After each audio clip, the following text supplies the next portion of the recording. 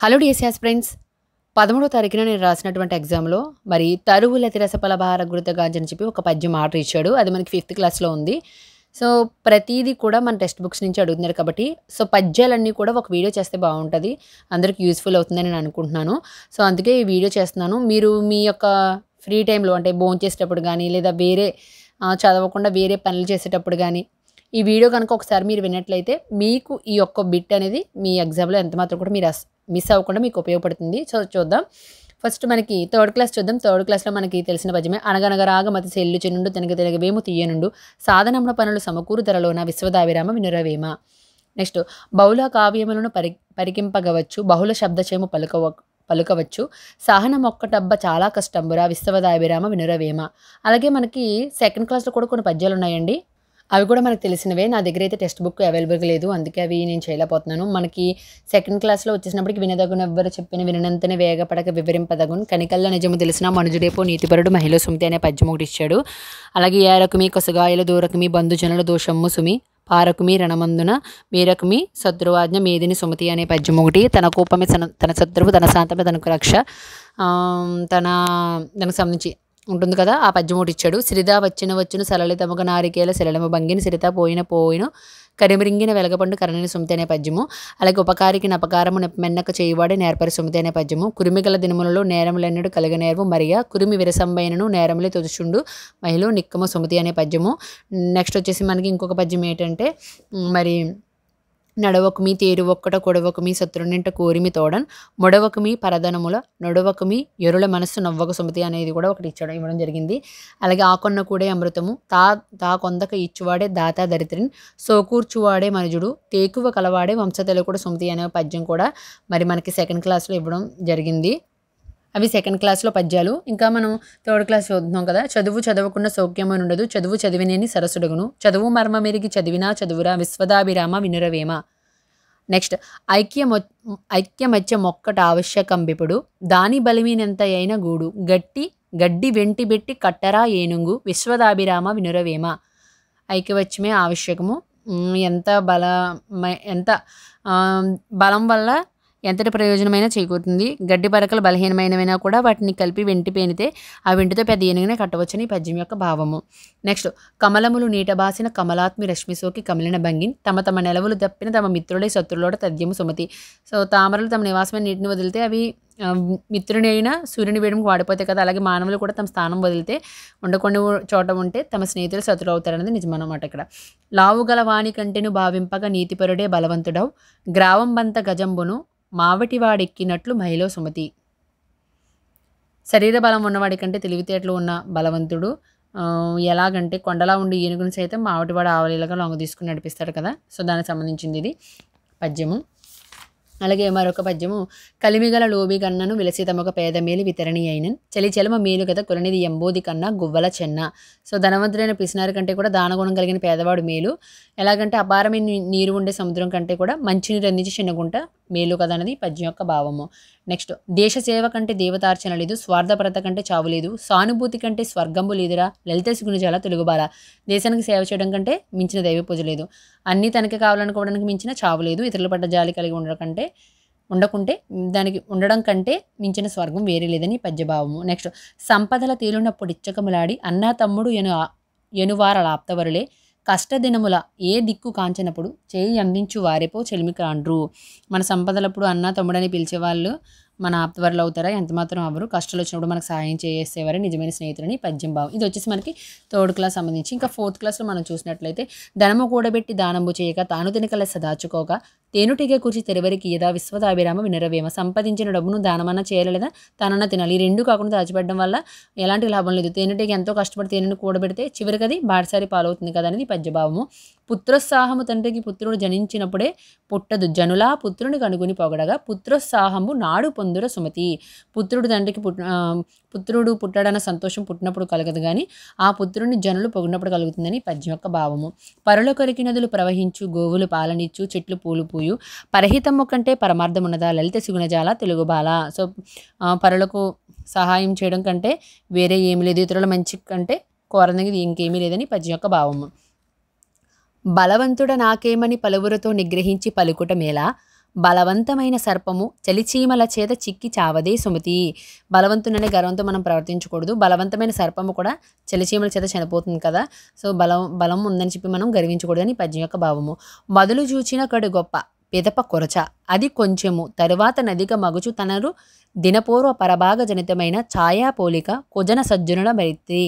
So చెడ్డవారి స్నేహము ఉదయం ఎండలో నీళ్ళ ముందు గొప్పగా ఉండి తర్వాత సన్నగిలుతుంది. మంచివారి స్నేహం మాత్రం మధ్యాహ్నపు ఎండలో నీడల ముందు కొద్దిగా ఉండి నెక్స్ట్ మిల్లిగా వృద్ధి పొందుతూ పెరుగుతుందని యొక్క పద్యం భావము. ఎంత చిలమియున్న ఎగతాళి చేయకు సరసమంతనంత విరసమగును మాట జారనేని మరి తీసుకోలేము తెలిసి మెలుగుమయ్యా తెలుగు బిడ్డ. ఎంత స్నేహితులైనా కూడా అలాంటి వారితో వేళకోళం చేయకూడదు. మన నోరు జారితే వెనక్కి తీసుకోలేమనేది ఈ పద్యం యొక్క భావము. నెక్స్ట్ వచ్చేసి మనకి మతములెన్నియున్న మానవత్వం ఒక్కటే జాతులెన్నియున్న నీతి ఒక్కటే పదములెన్నియున్న పరమార్థం ఒక్కటే వాస్తవంబు నార్ల వారి మాట. నార్ల వెంకటేశ్వరరావు గారు రచించడం జరిగింది. సో తోటి మానవునికి సహాయం చేయాలని అన్ని మతాలు చెప్తాయి, నీతిగా బతకమని చెప్తాయని దీని యొక్క భావం. బ్రతకవచ్చుగాక బహుబంధనములైన వచ్చుగాకలేమి వచ్చుగాక జీవధనములైన చెడుగాక పడుగాక మాట తిరుగలేరు మానదనులు. సో ఎంతటి ప్రమాదమైన ప్రాణాలు పొంచినా కూడా ఇచ్చిన మాటను మరి మానమే ధనంగా కలిగిన వారు పరువు కలిగిన వారు మాట తప్పరని పద్యం భావము. నెక్స్ట్ పూజ కన్నా నెంచ బుద్ధి ప్రధానంబు మాట కన్నా నెంచ మనసు దృఢము కొలుము కన్న మిగుల గుణము ప్రధానము విశ్వదాభిరామ వినురవేమ. సో దేవునికి పూజలు చేయడం కంటే సాటి వారికి సహాయం చేయడం, మాట ఇవ్వడం కంటే ఆ మాట మీద నిలబడడం, కులం కంటే గుణం ముఖ్యమని ఈ యొక్క పద్యం యొక్క భావం. ఇది 4th class friends. Next 5th క్లాస్లో మనం చూసినట్లయితే మనకి ఇక్కడ అప్పిచ్చువాడు వైద్యుడు ఎప్పుడు ఎడతెగక పారు నేరు ద్విజుడు చొప్పాడిన యూర నుండుము చొప్పాడకూడనట్టి యూరు చోరకుము సుమతి. సో అవసరానికి అప్పిచ్చేవాడు వైద్యుడు నది పండితుడు ఉన్న ఊళ్ళోనే ఉండి అవి లేని ఊళ్ళో నివసించొద్దని దీని భావము. నెక్స్ట్ ప్రశ్న నుండి పుట్టు పరిణతి జ్ఞానంబు ప్రశ్నతోడ పెరుగు ప్రభవము ప్రశ్న లేక ప్రగతి ప్రశ్నార్థకమ్మురా నవయుగాల బాట నార్ల మాట. సో ప్రశ్న వల్లనే మనకి జ్ఞానం కలుగుతుంది. మనం ప్రశ్నిస్తేనే మన జ్ఞాన వృద్ధి చెందుతుంది, మనిషి విలువ కూడా పెరుగుతుంది. ప్రశ్న లేకపోతే ప్రగతి శూన్యమని పద్యం యొక్క భావము. చంపదగిన ఎట్టి శత్రువు తన చేత చిక్కినేని గీడు చేయరాదు పొసగ మేలు చేసి పొమ్మనటే చాలు విశ్వదాభిరామ వినురవేమ. సో శత్రువు మన చేతికి చిక్కినప్పుడు మనం కీడు చేయకుండా వారికి ఉపకారం చేసి పంపించడమే అసలైన శిక్ష అనమాట. నెక్స్ట్ మచ్చిక లేని చోట అనుమానము వచ్చిన చోట మెండుగా గుచ్చితులున్న చోట గుణకోవిదు లొండని చోట విద్యకు మెచ్చని చోట రాజు కరుణించని చోట వివేకులుండిరే అచ్చట మోసమాండ్రు సుగుణాకర పెమ్మయ్య సింగ ధీమని. సో చొరవలేని చోట సందేహం ఉన్న చోట చెడ్డవాళ్ళు గుణం తెలుసుకునే పండితులు లేని చోట విద్యను మెచ్చుకునే చోట రాజు దయ లేని చోట వివేకం కలిగిన వారు ఉన్నట్లయితే వాళ్లకు హాని కలుగుతుందని ఈ పద్యం యొక్క భావము. నెక్స్ట్ నిజము మీద భూమి నిలబడియుండును సత్యవాక్కు వలన జనత నడుచు సత్యమొకటి పాప సంహారమును చేయు కాళికాంబ హంస కాళికాంబ. సో నిజమే కలకాలం నిలుస్తుంది, జగతి సత్యవాక్ వల్లే నడుస్తుంది, సత్యాన్ని ఆశ్రయిస్తే పాపాలని నశిస్తాయని పద్యం యొక్క భావము. ఉరులేయని యొనరించిన నరవర ప్రియము తన మనంబున కగుందా నొరులకున విసేయకుని పారాయణము పరమధర్మ పదములకెళ్ళన్. సో నేను ఎందుకు స్పీడ్గా చెప్తున్నానంటే సో టైం అనేది ఎక్కువ వేస్ట్ అవ్వకుండా ఉంటుందన్న ఉద్దేశంతో చెప్తున్నాను. So try to understand. So ఇతరులు ఏ పని చేస్తే మన మనసు బాధపడుతుందో ఆ పని మన ఇతరులకు చేయకూడదు అనేది ఈ పద్యం యొక్క భావము. నీతియే మూలము విద్యకు నీతియే పురుషార్థతత్వ నిర్ణయకమున్ నీతియే భూత ప్రీతియు నీతియుంతుడెప్పుడుందు నీత పదంబున్. సో నీతే విద్యకు నీతే ఆధారము, ధర్మార్థ కామ మోక్షాలను నిర్ణయించి కూడా నీతే సర్వభూతాలకు మరి నీతి కలిగించేది కూడా నీతే ప్రీతి కలిగించేది. సో నీతిమంతుడైన వాడు ఎప్పుడు తనకు తగిన స్థానాన్ని పొందుతాడని పద్యభావము. నెక్స్ట్ చదవని వాడు అజ్ఞుండగు చదివిన సద్వివేక చతురత కలుగున్ చదువగ వలయున జనులకు చదివించద నారిలొద్ద చదువుము తండ్రి. సో చదివిన వాడికి చదవని వాడికి ఏమీ తెలియదు, అజ్ఞుడు అవుతాడు. చదివితే మనకి మంచి చెడులు తెలుసుకోగలుగుతాం. మనుషులందరూ చదువుకోవాలి. ఉత్తమములైన గురువుల వద్ద మరి నేను చదివిస్తాను చదువుకు అని హిరణ్యకశిపుడు ప్రహ్లాదునికి చెప్పినప్పుడు పలికిన పద్యం అనమాట. ఈ పద్యమే నాకు వచ్చింది ఫ్రెండ్స్ ఎగ్జామ్లో. మరి 13th ఆఫ్టర్నూన్ సెషన్లో తరువుల తిరస పలబార గురితగాంచు రింగిరేలు చినమృతము సంగుమే గుడుద్దులుగారు బుధులు సమృద్ధి చేత జగతినుపకర్తలకు ఇది సహజ గుణము అని చెప్పి భద్రహరి గారి సుభాషితం వచ్చింది. సో నిండుగా ఉన్నటువంటి పండ్ల బరువుతో వంగుతాయి కదా. అలాగే మరి ఆకాశంలో ఆధారం లేకుండా వేలాడుతున్న మేఘుడు అమృతం వంటి నీటిని వర్షం ద్వారా ఇస్తాడు. సో నిండుగా సంపదలు ఉండడం చేత పండితులైన వారు అహంకారం పొందరు. ఈ లోకంలో ఉపకారం చేసేవారికి ఇది ఒక సహజ లక్షణమని పద్యం యొక్క భావము. నెక్స్ట్ 6th క్లాస్లో కూడా కొన్ని పద్యాలు ఉన్నాయి. సో దాంట్లో చిన్ని పద్యాలు చూద్దాం మనం. చూసినట్లయితే గడచిపోయినట్టి క్షణము తిరిగిరాదు కాలమూరకెప్పుడు గడపబోకు దీపమున్న ఎప్పుడే దిద్దుకోవలి నిల్లు విలువ తెలిసి చదువు తెలుగు బిడ్డ. సో కాలం విలువ గురించి చెప్పడమే ఈ పద్యం యొక్క భావము. భూమి నాది అన్నా భూమి పక్కును నవ్వు, దానహీను చూచి ధనము నవ్వు, కథన భీతు చూచి కాలుండు నవ్వును, విశ్వదాభిరామ వినురవేమ. భూమి నాది అంటే భూమి నవ్వుతుందంట, దానం చేయని వాడిని చూసి ధనం నవ్వుతుందంట, మరి కథనంలో యుద్ధంలో భయం పడేవాడిని చూసి యముడు నవ్వుతాడని పద్యం యొక్క భావము. నెక్స్ట్, దొరలు దోచలేరు దొంగలెత్తుకపోరు, భ్రాతృజనము వచ్చి పంచుకోరు, విశ్వవర్ధనంబు విద్యాధనంబుర, లలిత సుగుణజాల తెలుగు బాల. సో దొరలు దోచుకోలేనిది, దొంగలు ఎత్తుకుపోలేనిది, సహోదరులు పంచుకోలేనిది, అందరికీ విశ్వానికి విద్యాధనంబు అని చెప్పి ఈ పద్యం భావము. నెక్స్ట్, తనువున విరిగిన ఎలుగులు ననువున బుచ్చంగా వచ్చు నతి నిష్ఠూరతన్, మనమున నాటిన మాటలు వినిమెన్ని ఉపాయములు వెడలున ఎదిప. తనువు అంటే శరీరం, శరీరంలో విరిగిన గుచ్చుకున్న బాణాలు అనువున తెలివితో తీయవచ్చు, బుచ్చంగవచ్చు. అదే మనం అంటే మనస్సును నాటిన మాటలు మనం ఎన్ని ఉపాయములు పన్నినా కూడా తీయలేమని పద్యం యొక్క భావము.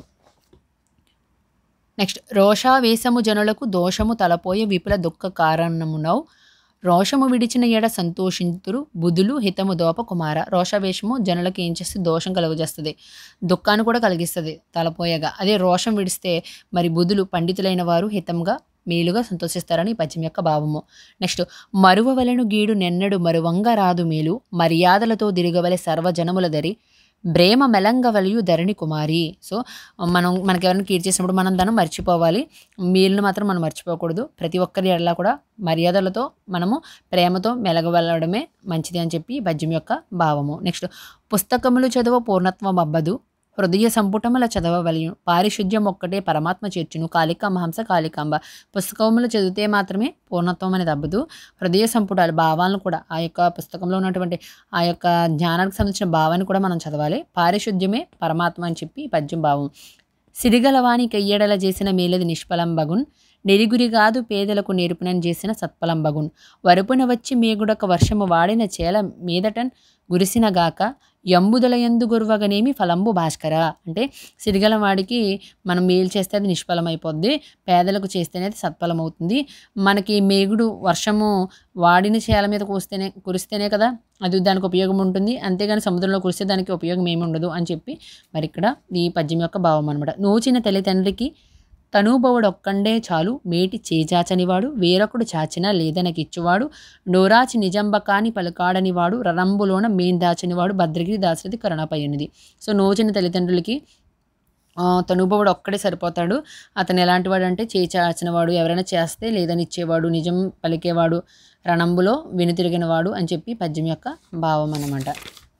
ఇవి ఫ్రెండ్స్, ఇవి 6th క్లాస్ సంబంధించి. ఇంకా మనకి 7th క్లాస్లో కూడా కొన్ని పద్యాలు ఉన్నాయి, అవి కూడా ఒకసారి చూసేద్దాం.